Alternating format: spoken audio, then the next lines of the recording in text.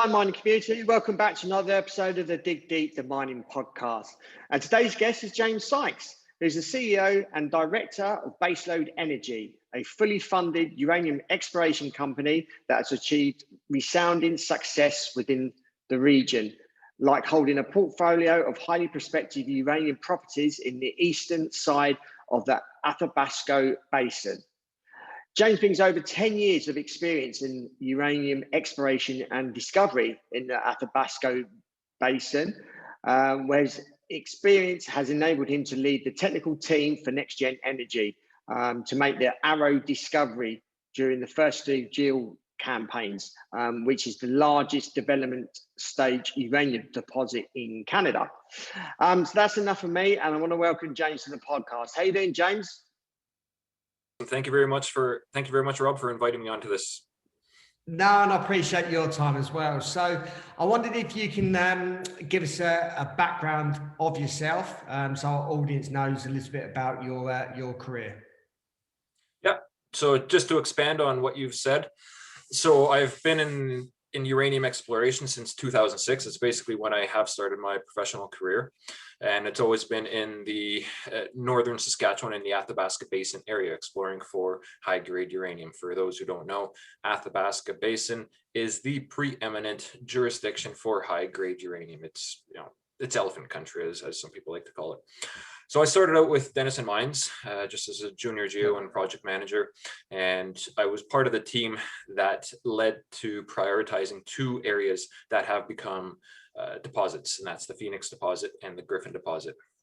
Now, my role in a lot of that, again, being a junior guy, was I would go out and I'd look at historic core and start reinterpreting things. And one of the cores that I came across, ZK04 and ZK06, which helped us decide to go to what became the Griffin area. So I unfortunately left the company prior to those discoveries, but I do like to say that I had my small part to play in there. The reason why I did leave Denison, though, was to go to Forum Uranium at the time, who are now Forum Energy Metals. They had a preeminent exploration team, guys with a lot of experience, guys who have made discoveries, Boone Tan, Ken Wheatley. These are the guys that I consider to be the best of the best. So going there was especially beneficial for me. I got to pick their brains quite a bit. We share similar music interests, especially Ken and I with King Crimson. So that's a beautiful thing. Not a lot of people know who King Crimson are, but anyway. It's it was a great time, but unfortunately it was 2008 and the world collapsed. So Forum they had to let me go so they can conserve cash. Fortunately enough, Hathor Exploration had made their Rough Rider discovery earlier that year, so Forum got me onto Hathor Exploration, and so I did what I did best there, and I started looking at the old core, everything that had been drilled previously. I started putting together a geological model that just showed that we were kind of drilling in the wrong direction, and everything was trending east-west. So as soon as we turned the direction, started drilling that east-west corridor, lo and behold, we made two additional discoveries. So that was another highlight of my career right there. And then I was put onto another project, Russell Lake, and that's a different area. It's between Key Lake and MacArthur River. And what I did there was I took a lot of my thesis that I have learned up to that point, and I applied it to that project and looking for basement hosted mineralization. Lo and behold, I've discovered 3 different zones of mineralization on that property that nobody had ever targeted before. So it kind of started piecing everything together, saying, okay, well, this works, this doesn't. But they were uneconomic discoveries and just could warrant some follow-up. But Rio Tinto bought out Hathor, one of the best plays around in quite a while. I found out that I wasn't a Rio Tinto type of guy, so I was looking for another company. And right around the time, NexGen Energy had just acquired all the assets from Mega Uranium, so I got in touch with them. We exchanged emails, phone calls, and when they raised capital, they brought me and a colleague of mine from Rio Tinto onto NexGen, and together we made the Arrow discovery. So a lot of that was just putting what I have learned throughout the years into perspective. And Arrow was, in all honesty, it was actually kind of an easy discovery for us. So that just solidified a lot of the thesis that I've had going up to this point. And so basically after NexGen, just joined on with a couple other companies, got my feet wet in the rare earth element industry, but now I'm back into uranium and running Baseload Energy, taking everything I've learned from the past. What I like to say is that I've got 550 million pounds of uranium discovery to my name, directly and indirectly, as I've just described. So I do like to know what I'm doing. And this is where I think Baseload really sets ourselves apart from all of our other peers in the area. Yeah. I wonder if you can give us, obviously tell us a little bit more about Baseload Energy. So Baseload Energy, we are a uranium exploration company focused in the Athabasca Basin area of northern Saskatchewan. We are looking for high-grade uranium because we know that is what makes the deposits tick. They're the most valuable assets in the world, Cigar Lake, McArthur River. We formed last year in June, so we're just over a year old, and we listed at 10 cents on the TSXV.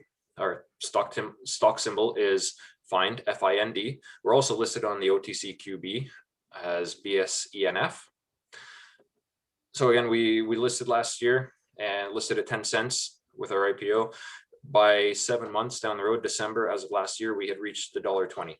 And a lot of that was based on a lot of retail and institutional investors knowing my career up to this point and really banking on the jockey, I guess.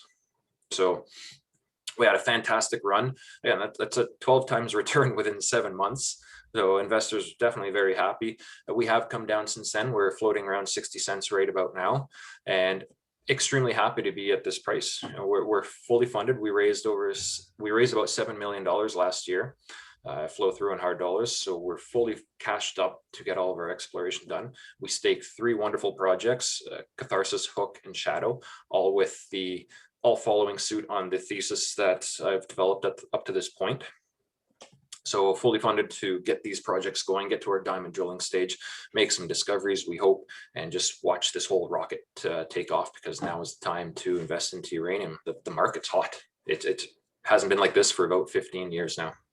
Yeah. Can you just explain then a little bit about the uranium market? Now, obviously, as you mentioned, it's hot now. I've actually started, I probably had the last 6 months understanding the uranium market a little bit more.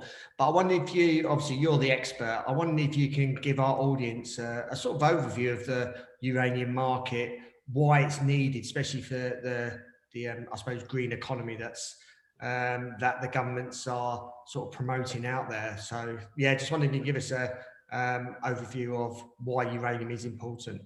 Yep. Uranium's always been important. That's the funny thing. Yeah. It's always been a green energy, but it's been compounded with a lot of fear and a lot of stigma that it's hard to get over people's perception of uranium energy. They all see it. They all see Chernobyl. They all see 3 Mile Island and now Fukushima. When you really think of everything that happened, yeah, Chernobyl was terrible. That was an absolutely bad disaster, but it was also a flawed design that nobody uses today in their nuclear reactors. So without Chernobyl, uranium energy is the safest form of energy, and it's been going on since the 50s. So you're looking at 70 years of safe and highly efficient, productive baseload energy power. Now the world does see that. The world governments especially, they do recognize it. And more recently, in the past year, ever since COVID, I've just seen the governments clamoring for green energy sources, and nuclear has been touted as being it. But again, got to get over that fear hurdle. So there's kind of a difference between the market now than what we're seeing in the past. What we're seeing now is that uranium demand, I guess nuclear energy buildouts, has increased. We have more nuclear reactors on the planet now than we did about 20 years ago, 15 years ago. However, one of the problems that we are seeing is that there's not nearly as much supply. So 15, 20 years ago, the uranium spot price went from about $10 per pound up to $140 per pound. So especially between 2005, 2007, it just skyrocketed. There are great investor stories out there that people made millions to billions of dollars. Companies such as Paladin went from pennies to tens of dollars. Absolutely wonderful investor opportunities. And we're in that same situation right now. All of the fundamentals are the same, except for, yes, demand is a lot higher now, and supply is far less now. So 15, 20 years ago, you had production in Canada, in the Athabasca Basin area. You had the States producing, you had Australia, Africa, Kazakhstan, a whole bunch of jurisdictions were producing uranium. A lot of these were low cost or higher cost operations, around that $60 to $80 per pound operating costs. Whereas today, nobody's producing.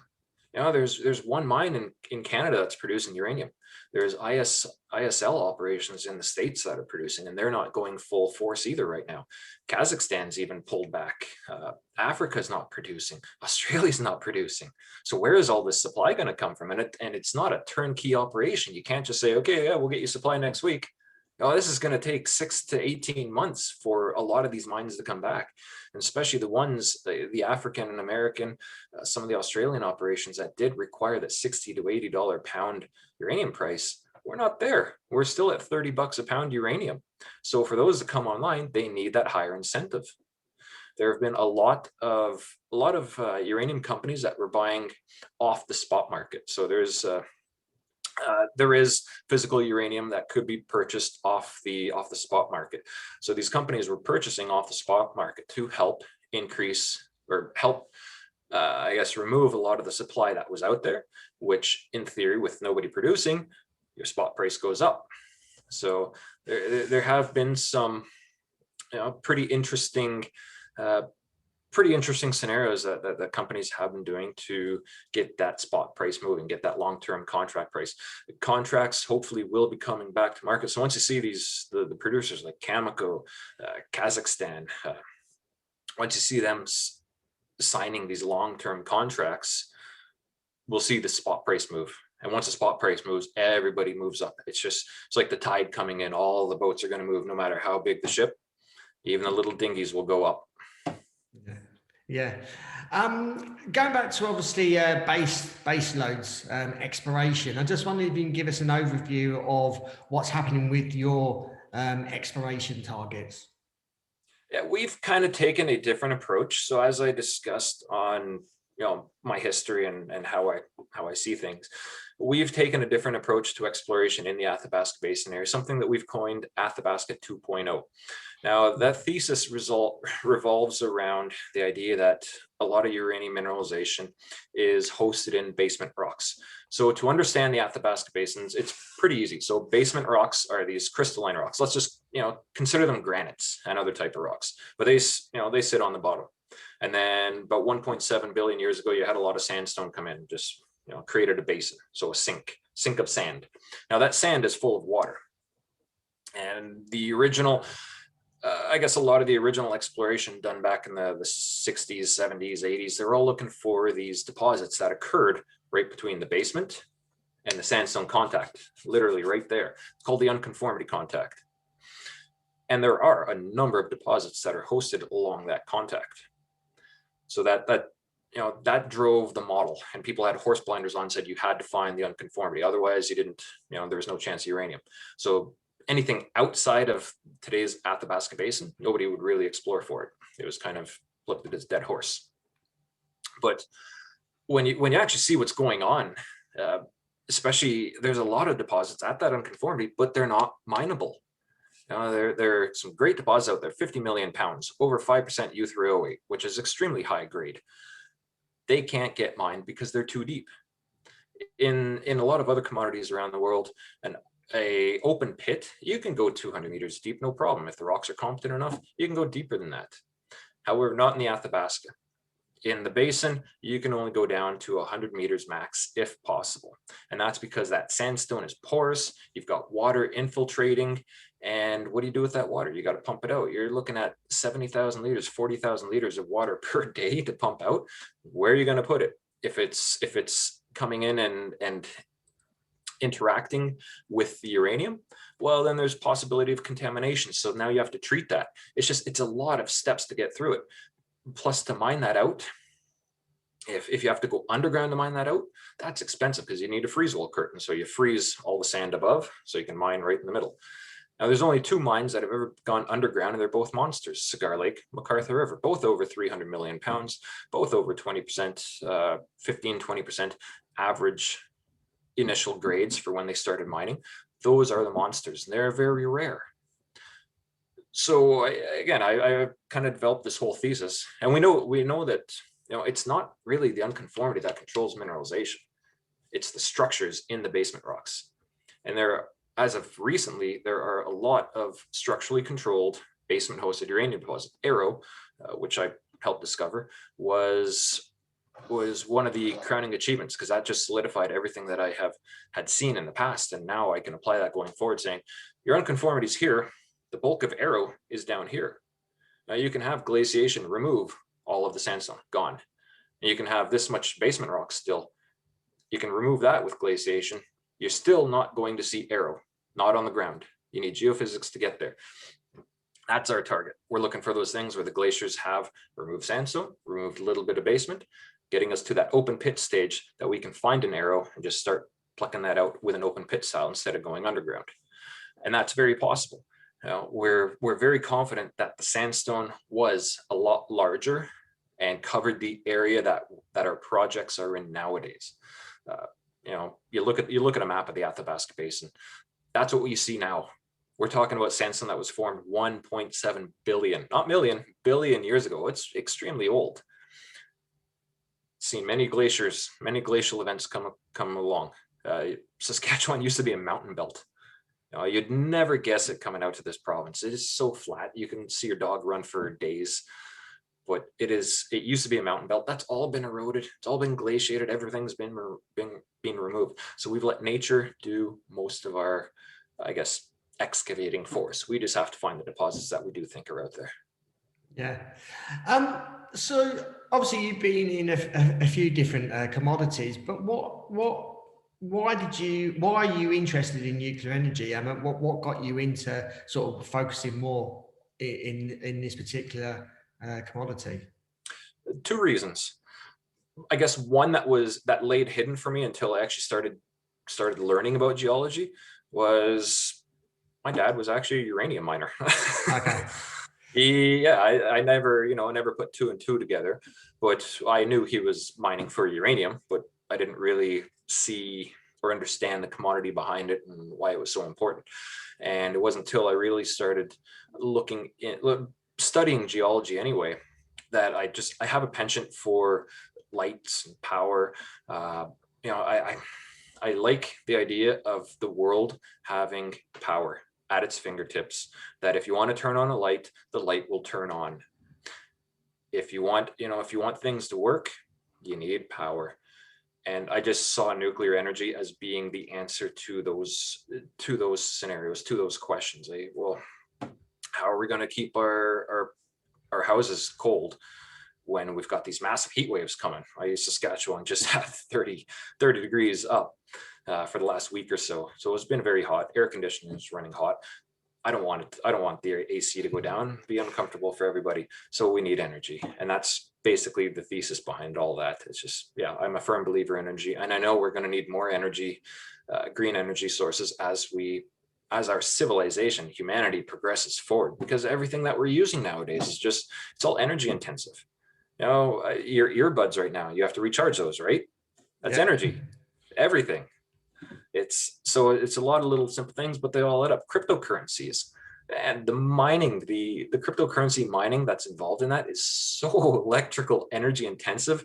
And if governments are seriously considering accepting cryptocurrencies, we got to do something to the grids, because our current grid is not going to support anything like that.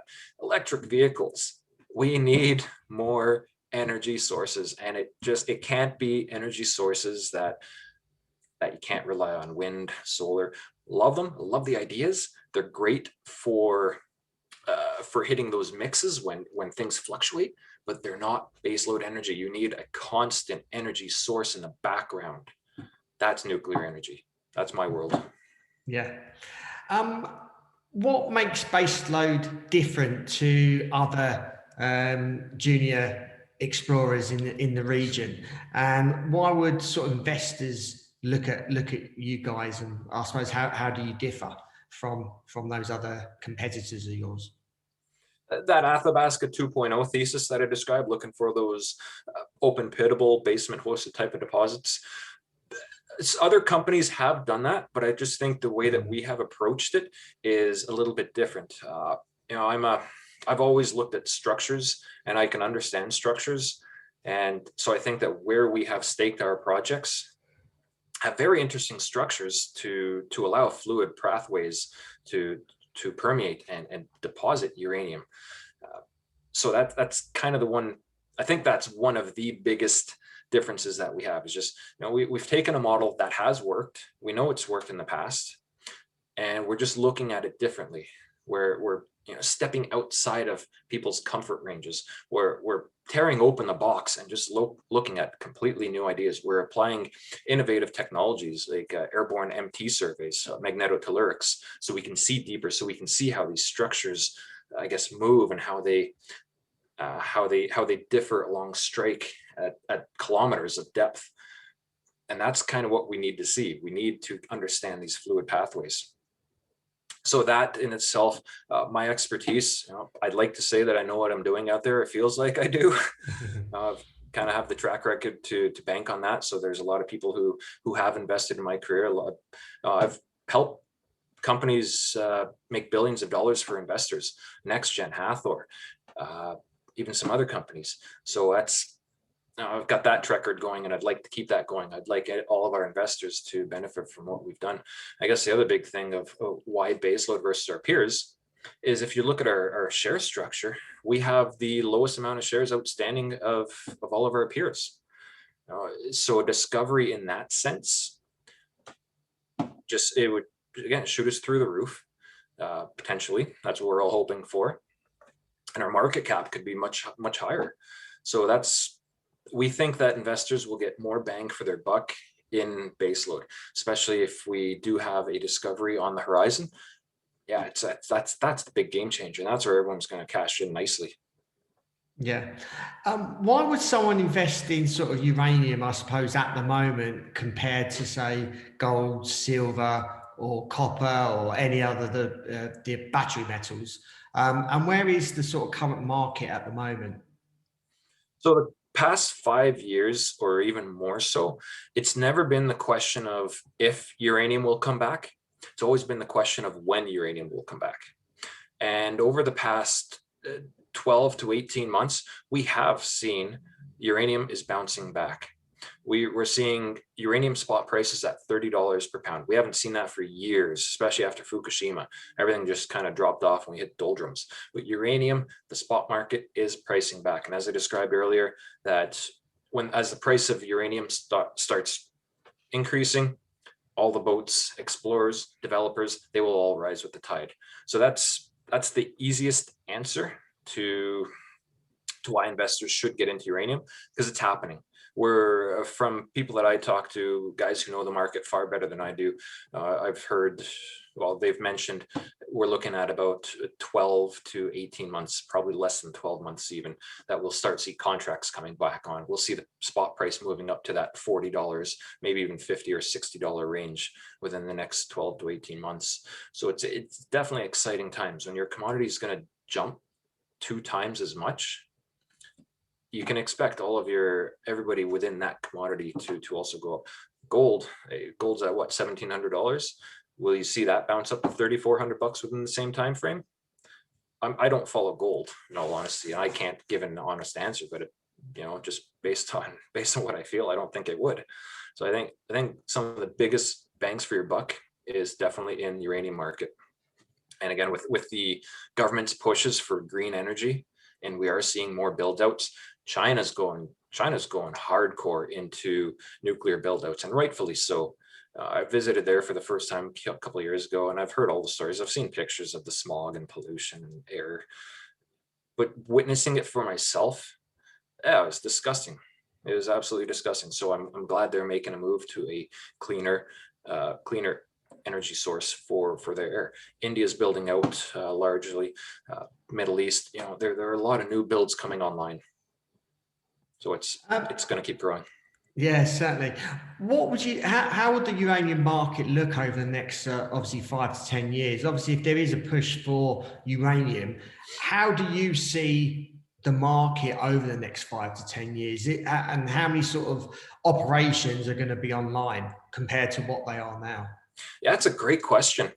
I wish I had a crystal ball so that I could, give a definitive answer. But from what I see happening is that the supply is going to stay down unless new discoveries are made, things that can be fast tracked into production. Yeah, there's a lot of ISL operations, in situ leach, just in case you didn't know what I was referring to with ISL. There's a lot of operations that are coming online through ISL that look promising, but they're still not the answer. They're still not the be all. Kazakhstan, they've probably depleted their easiest accessible uranium. Cigar Lake probably isn't going to have feedstock past 2030. MacArthur River, nobody knows what's going to happen with that, except for obviously the guys at Cameco. Where's the next uranium supply going to come from? Rossing, from what I heard, should be on the out. Husab in I think it's Namibia. I can't remember, but the Orano operation, that's on its way out. You've had Ranger close in Australia. That's done with. You've got big mines who have contributed to the uranium cycle that are just, they're not there, and there's nothing that is on stream to replace them. So it's going to be, I would like to believe that the uranium spot price will continue on a nice upward trend, a nice positive slope. If we spike up again, that's still great for investors. Everyone's going to be happy, but we'll fall down probably just as equally hard. What I can see over the next 5-10 years, if with no Fukushimas, uranium should just keep going up and up and up and up. Yeah, I don't know what spot price we'll see, but. And how long does it take to get a uranium mine up and running? And again, I suppose a bit of an average length of time, obviously from discovery through permitting, etc. ISLs, from what I'm aware of, are typically a lot quicker. I can't comment on anything outside of Canada with any reasonable assurances, just speculative. But what I can tell about ISL operations, no matter what jurisdiction, they're pretty quick to get up and going, which is one of the benefits behind them, along with some other things. But as far as the hard rocks go, again, it depends on the jurisdiction that you're in. Africa, I think, can go on pretty quickly. I wouldn't know a time frame. But here in Canada, in the Athabasca Basin area, historically, an open pit mine would go from discovery into production within 6 to 12 years, with an average being about 8 years. So that's not bad. That's kind of typical with a lot of other operations around the world. Underground, you're looking at Cigar Lake, discovered 1981, I think it was. Didn't go into production until 2016. So that's 35 years from discovery to production. There are other discoveries made that, like I said, are 50 million pounds. And they're just still sitting there, even being discovered in the 70s. So now you're looking at 50 years from discovery and still no sign of production. So with our thesis, we think that we can hit those 6 to 10 year marks, but it all depends on a lot of logistics. So it all depends on a lot of factors and what's happening. But we hope that our projects do have the right logistics that could take something from discovery into production within this current market cycle. That's what we're trying to achieve. Yeah.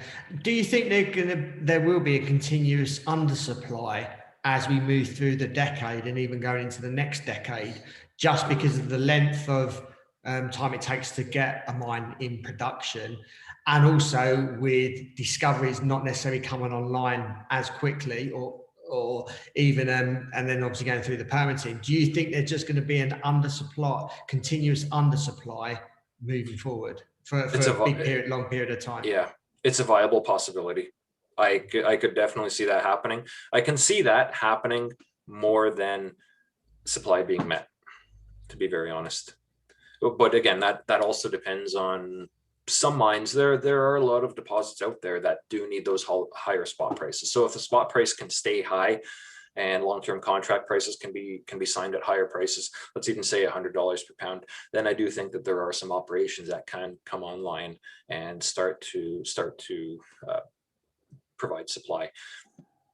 Will that happen? I honestly don't know. I'm hoping that we can make a discovery that can add to supply before then. Yeah. That's the benefit of Athabasca. Athabasca's high grades. Yeah, Cigar Lake provided about 13% of global uranium production in 2019. That's one mine providing a lot of supply. It's the benefit of the high grades that we see out here, where you can be a major supplier with one mine. So if we can discover these high grade open pits, there's your mine supply, right? There's your world supply almost right there. Yeah, got you. Right, so as a conclusion, I just wondered if you can give us an overview of Baselode's exploration plans, sort of over the next 6, 12, or even 18 months. Yeah, for sure. So we do have 3 wonderful projects, as mentioned: Catharsis, Hook, and Shadow. Each of them they're all equal in their own rights for exploration potential. I've kind of mentioned them or I've likened them to my children, that I can't prefer one over the other. They're all special in their own way. So we're putting a lot of effort onto all 3 projects and trying to get them all into the drill ready state. Currently, so as our exploration goes, we always fly airborne surveys first, just to cover the entire project, with magnetics, with electromagnetics, in depending on the project, and sometimes radiometrics, that's looking for surface anomalies, and gravity surveys as well. That basically gets us almost to that drill ready state. Sometimes it can be drill ready, which is what we're hoping to do with these. So we have completed a number of airborne surveys. We still have a few to complete on each of the projects, and I've got my field crew out in the bush right now who are working on Catharsis and Hook, and just looking at the geology, trying to understand what's out there, trying to see if we can identify the structures that we're interested in, or analogs to them, just trying to find any forms of alteration. So once we have all that information back, then we'll compile it with the geophysics and just pick our best drill targets. And then for drilling anyway, we are scheduled to start drilling on our Hook project in August, and we're scheduled to start drilling on our Catharsis project in October.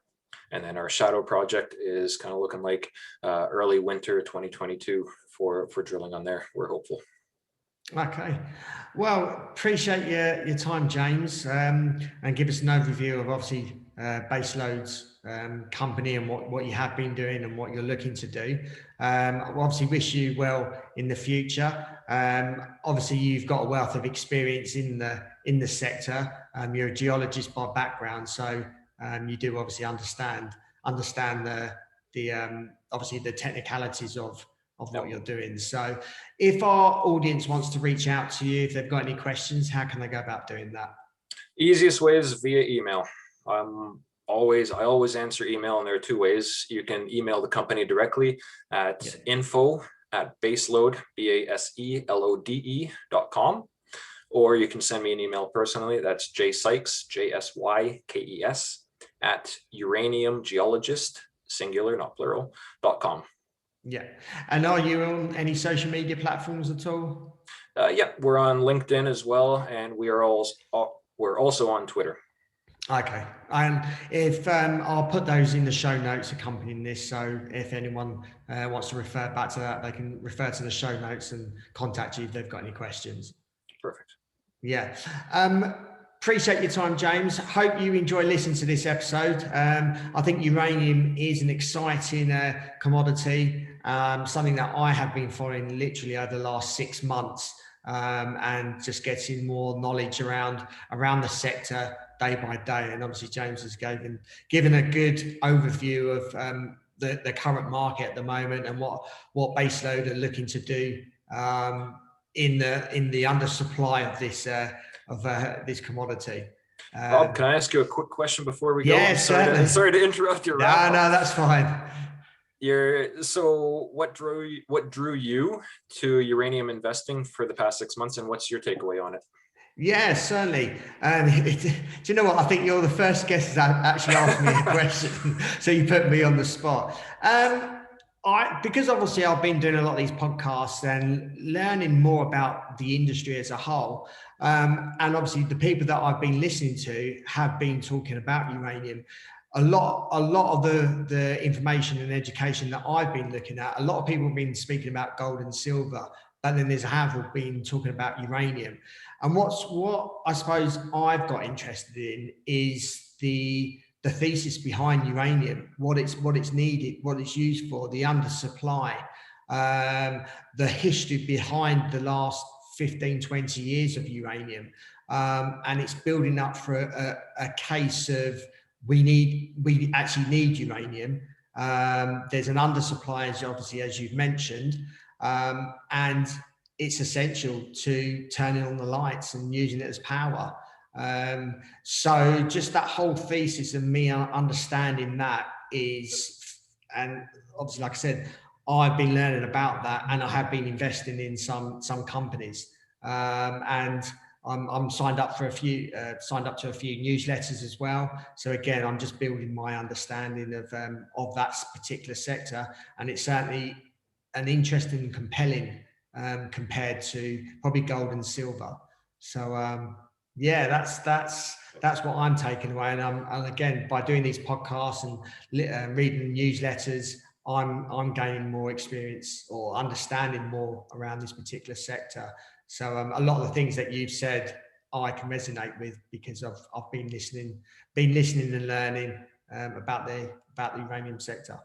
That's fantastic to hear. So hopefully your listeners all follow suit as well, and do their own learning, or just go on a whim based on our talk. Yeah, certainly. And like I said, I've only been following this the last 6 months, and it's definitely a sector that you should look into. It's not necessarily out there as much as gold and silver, but that's probably the best time to invest, when not as many people, it's not in the spotlight, because it will be over the coming years. So those that are listening, follow Baselode's obviously journey, and just really understand the uranium sector in a bit more detail, because it is something, it is going to be coming into, I suppose, people's minds over the coming years, because it is needed. And as Rick Bull, who I've interviewed a couple of times on his podcast, if we run out of uranium, we won't be able to turn the lights on. So it is needed. Absolutely. Yeah. So I appreciate you guys listening. Pass this, please share and pass this podcast on to others in the industry, especially those guys that are probably listening to this, who are in the gold, silver, copper, other commodity sectors. Appreciate if you can pass this on to others, so they actually understand uranium and understand the importance and significance of this energy supply, because, like I said, it's going to be needed ever more over the coming years. So, James, really appreciate your time for taking the time to do this podcast. And until next time, happy mining. Thank you, Rob.